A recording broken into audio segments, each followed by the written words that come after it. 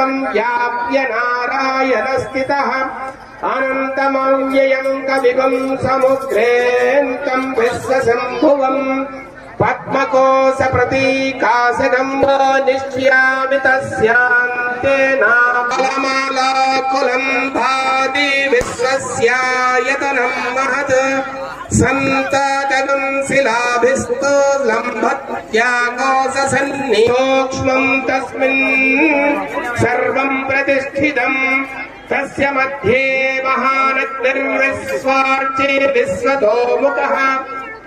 सोऽग्रबुद्ध्वमचिन्निष्टन्नाहारामजरः कविः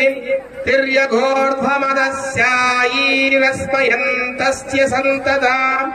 सन्तापयति स्वं देहमापादतलमस्तकः